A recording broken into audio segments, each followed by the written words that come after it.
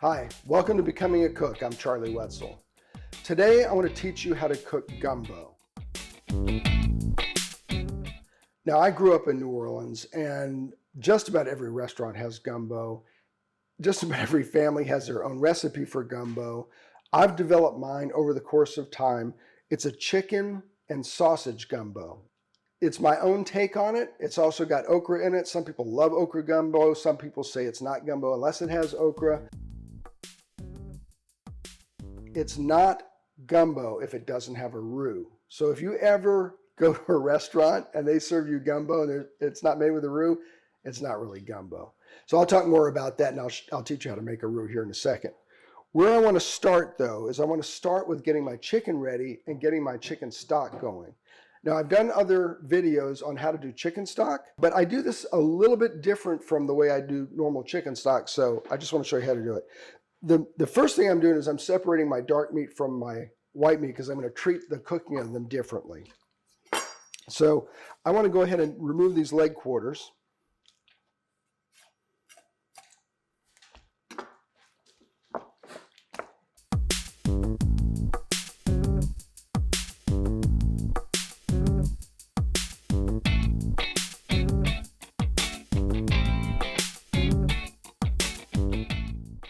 So I've got my leg quarters, which I'm going to set to the side for the moment.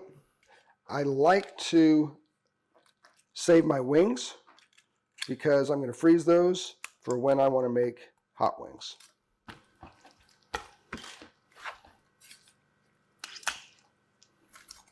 Take that off. Sometimes I'll just put this whole thing into the stock pot, but today I'm going to split this because I want this to cook just a little bit faster. So you don't have to be too worried about how precise this is because this is going to go in the pot anyway. So I've got the carcass, I've got the chicken breasts. Those are going in the pot. So will these wing tips. I'm going to put another stock that I already have made up so that this will be double strength. If the fat had fallen in there, I'm going to say that wouldn't have been the end of the world, which it did anyway. I'm just going to add a little bit of water to this as well. You want to make sure everything that's in there is covered. The other thing I'm going to do is I'm going to cut up this dark meat, and once it's done, I'm going to add those bones to this stock too, but I want to get this going now. I've got that on high. I should be able to get this done before it comes to a boil without any problem. So I'm just pulling the skin off of this.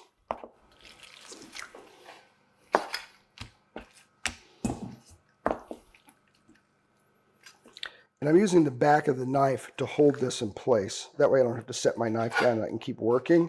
And I'm trying to keep my knife hand dry. I have a towel here to dry my hand. And once I've dried my hand on this towel with chicken, I don't use it for anything else, just in case you're worried about that.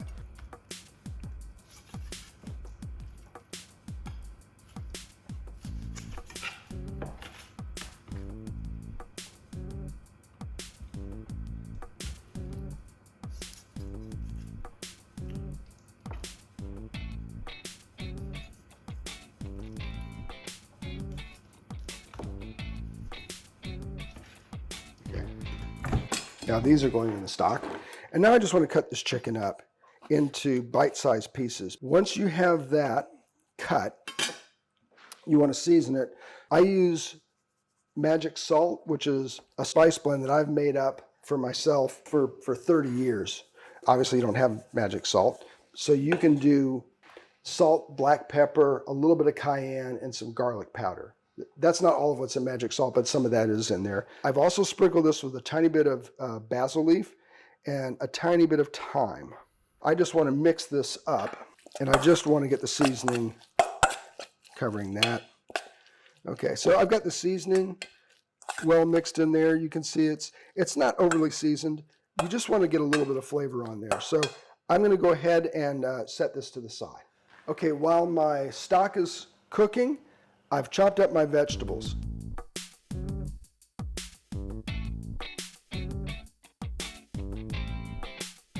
Right here I have 2 onions, 1 bell pepper, 2 large stalks of celery. You can see the proportion is about 2 onion to 1 each of these. The way that I can tell that I've got it about right is I actually look at the color of it. So I'm going to put these in a bowl so you can see what that color combination looks like. Now that I've put this in here, I want to mix this. I could actually put a little more onion in this. This mixture, by the way, in New Orleans they call the Trinity: celery, onions, and bell pepper. It's a thing, and if you're going to make a New Orleans style roux, you have to have this in it. I'm going to go cut another half an onion.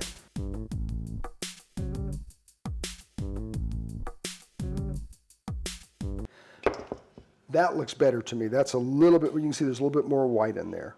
You may have noticed that I changed out my cutting boards and my towel and I washed my knife because I was cutting chicken before. Now I'm doing vegetables, so no cross-contamination. All right, now that my vegetables are done, I'm going to get my sausage ready. When I do gumbo, I do 2 kinds of sausage. First of all, I do andouille. And this is my favorite brand. It's Savoy's. It's actually from Louisiana. It's from Opelousas. It's a wonderful one. There are other brands out there, but for me, it doesn't quite taste right unless it's from Louisiana. And people in Louisiana, they don't usually use Polish sausage in their gumbos, but I really love it. I love having 2 different kinds, and the chicken, to me, it makes a really great gumbo. I actually cut them 2 different ways. I started doing that because I had gumbo eaters who liked spice and some who didn't. So the Polish sausage, I just cut into rounds. With the andouille, because it is spicy, what I do is I cut it lengthwise, and then I cut it lengthwise again. And then I'll take about half at a time, because that seems to be about right. Turn it 90 degrees, and cut it into chunks. So these are just like little quarter rounds. I started doing this, as I said, because not everybody likes spicy stuff. And most of the spice in my gumbo comes from the andouille. In Louisiana, they'll spice it up with a lot of other stuff. But I would rather make it a little bit less spicy and have it better for more people. So I've just put these together because these can go in at the same time. All right, I want to check on that chicken stock and, more importantly, the white meat that has been cooking. And I just want to get a sense of where these chicken breasts are. So I'm going to go ahead and pull one out. This went in really, really easily. Where the meat was poked with the fork, you can see the juices are running clear out of there. It's cooked, and based on how tender this is, I think it is cooked enough for what we want. I'm going to take these, leave them on the cutting board to cool. Once I get this meat pulled off there, these few bones I'll throw back in here just to sit in the stock. Okay, now it's time to make the roux, which is the heart of the gumbo. I'm heating this pan up because I'm going to start with a warm pan. I'm going to put 3/4 of a cup of vegetable oil in here. I'm using canola oil. Any kind of vegetable oil would be good. A neutral oil. Never ever use olive oil. It's got too much flavor. What I'm going to add to this is 1.5 cups of flour. So I've got this heating. It's got ripples. I actually want this to sizzle when I put the flour in, so I'm going to go ahead and put the flour in. So it's got a little bit of a sizzle, which is good. So I've got that in. A roux is something that you cannot walk away from. You have to babysit it. A Louisiana roux is oil and flour, and you cook it until it turns brown. I've got this on high heat. My oil and flour are bubbling nicely, which you can see. You can see the consistency of this. It's fairly thick. And I'm going to keep stirring this. I'm not going to walk away from it. There are times when I've done a gumbo when I've tried to multitask, and you can multitask as long as you've done your vegetables, your Trinity, and they're ready to go. You cannot mess around with that. That has to be ready to go, because when this roux turns the right color, that onion, celery, bell pepper is going to go in here.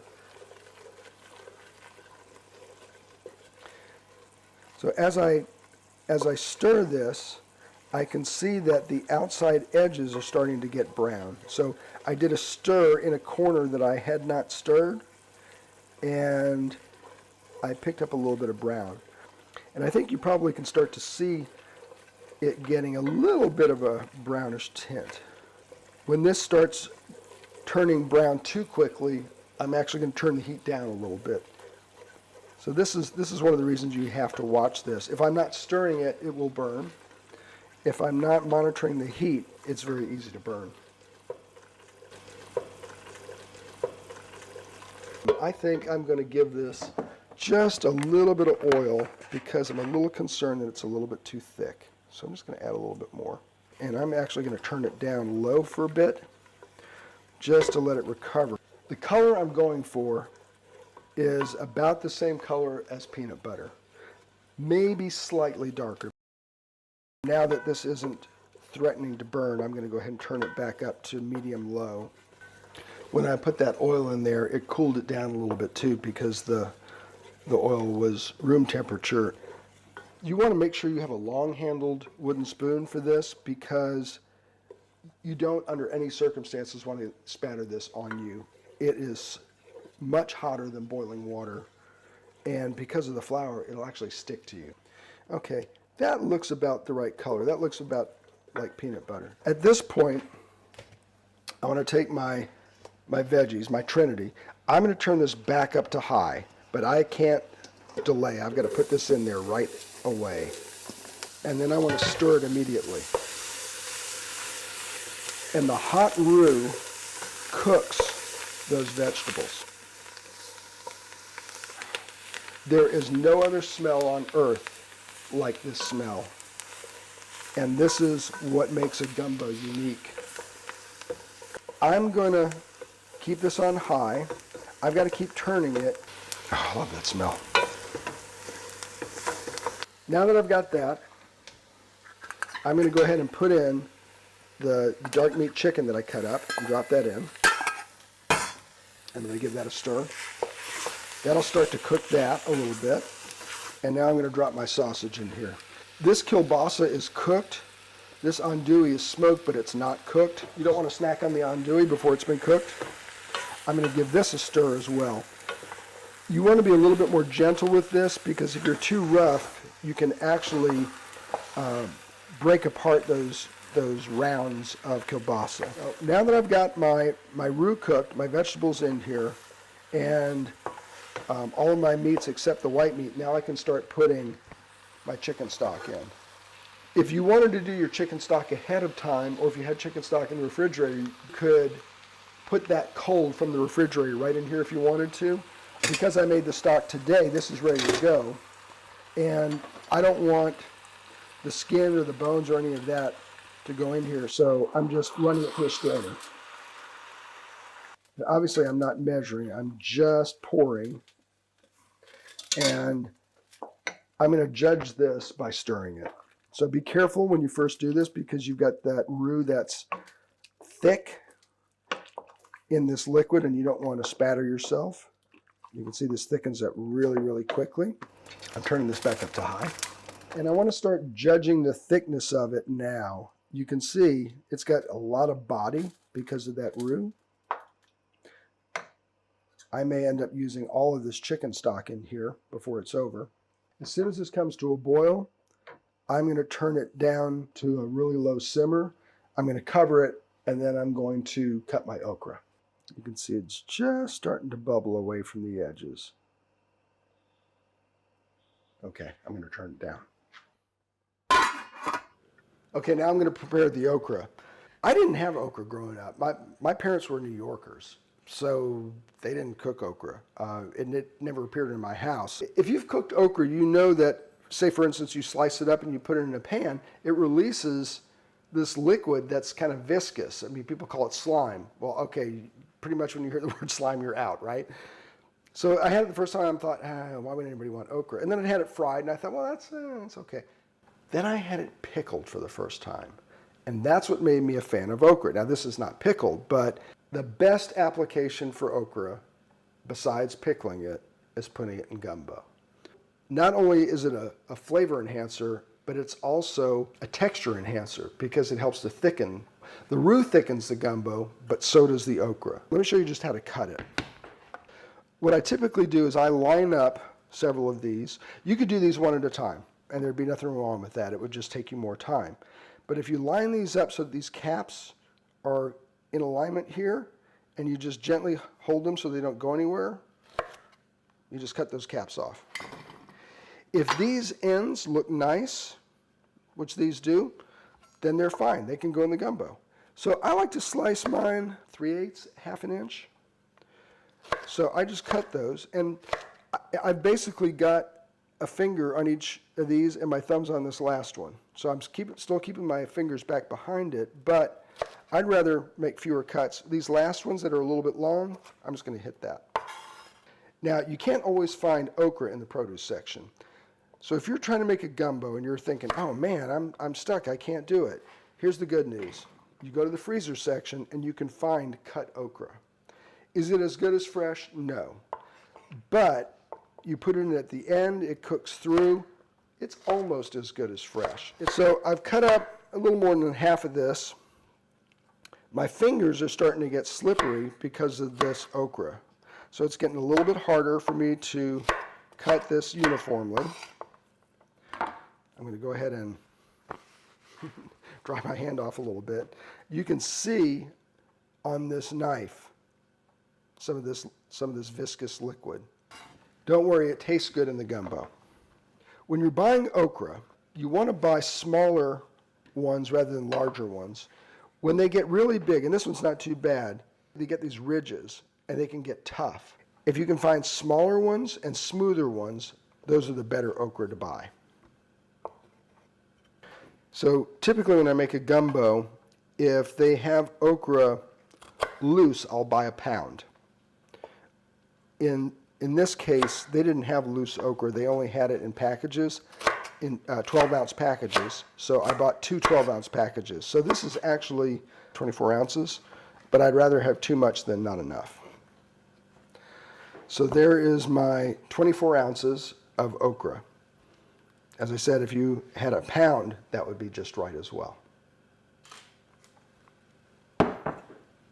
What I want to do is just separate this from the bone. You want it to be in shredded pieces, and that makes for really good gumbo.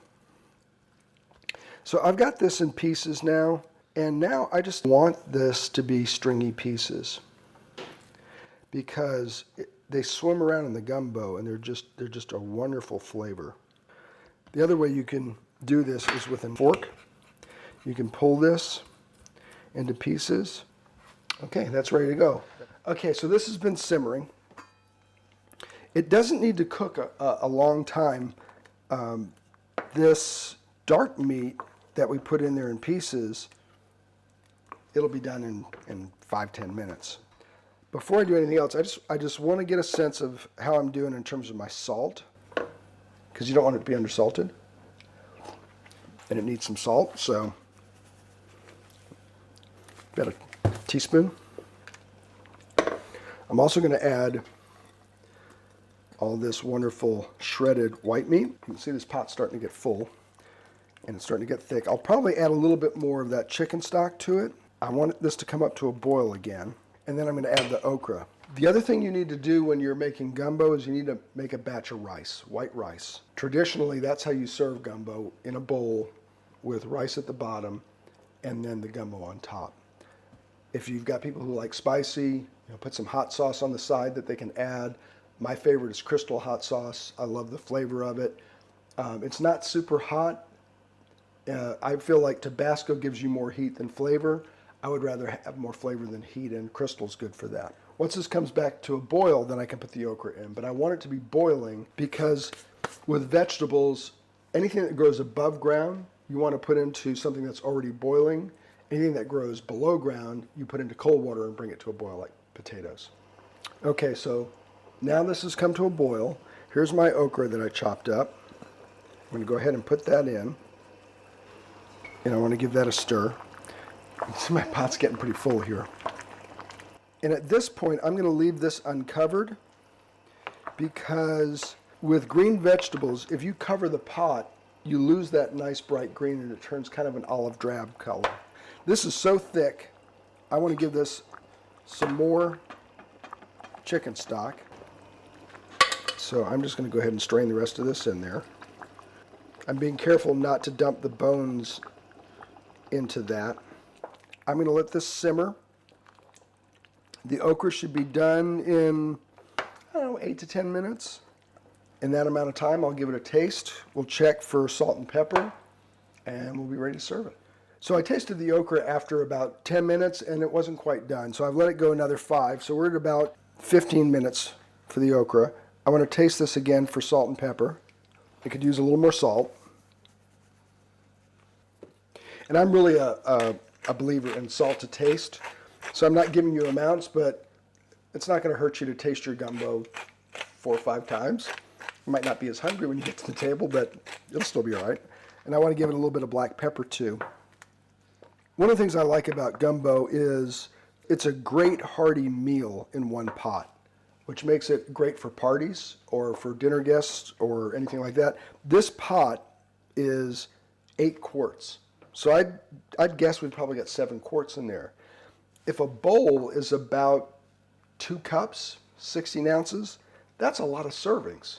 Now, even if people have seconds, you'd be able to probably feed a dozen people with this. This is my standard batch with 1 chicken, a pound of andouille, a pound of kielbasa, and stock. If I had had enough stock to fill this to the top, that would have been okay. It wouldn't have made it too thin, I don't think. I think it'd still be fine. Now you notice that I made stock in one pot, and I made this in another pot, and I have all these bowls that I've accumulated over the years. If you're low on equipment, you don't need any of the bowls. You could do this with one pot. So if you had just a pot like this, you could make your stock ahead of time, and then wash this pot, and then do your roux in it and assemble your gumbo. So you can really do this, inexpensively if you've got a knife, a cutting board, and this pot. The other thing you'll need to do is make rice, so you'll need a pot for that too. You will want a ladle because you don't want to try to pour this out. I've got a bowl here with a 1/4 cup of rice, and I am ready to serve some gumbo. You can see it's really thick. I mean, this is a hearty meal. And if you wanted to, you could put a little hot sauce in this. I find that the andouille usually makes it just about right for me. I'm going to taste this, but I really don't want it to burn me.